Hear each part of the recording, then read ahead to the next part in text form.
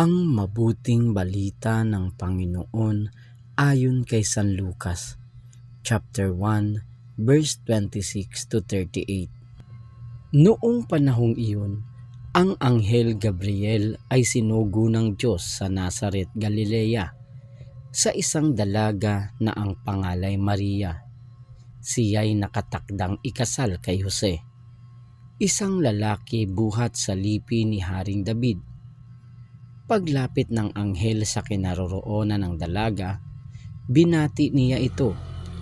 "Matuwa ka, ikaw ay kalugod-lugod sa Diyos," wika niya. "Sumasa iyo ang Panginoon."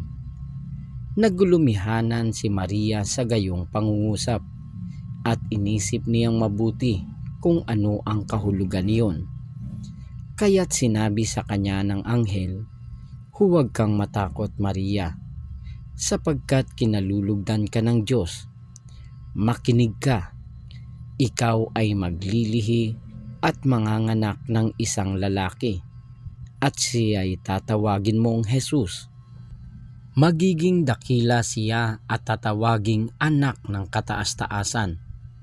Ibibigay sa kanya ng Panginoong Diyos ang trono ng kanyang amang si David.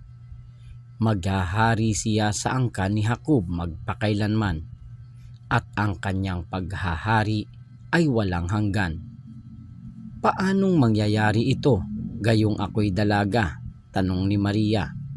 Sumagot ang anghel, "Bababa sa iyo ang Espiritu Santo, at lililiman ka ng kapangyarihan ng kataas-taasan, kaya't banal ang ipanganganak mo, at tatawaging anak ng Diyos. Natatandaan mo ang iyong kamag-anak na si Elizabeth? Alam ng lahat na siya'y baog, ngunit naglihi siya sa kabila ng kanyang katandaan, at ngayoy ika-6 na buwan na ng kanyang pagdadalang tao, sapagkat walang hindi mapangyayari ang Diyos." Sumagot si Maria, "Ako'y alipin ng Panginoon. Mangyari sa akin ang iyong sinabi." At nilisan siya ng anghel. Ang mabuting balita ng Panginoon. Pinupuri ka namin, Panginoong Hesukristo.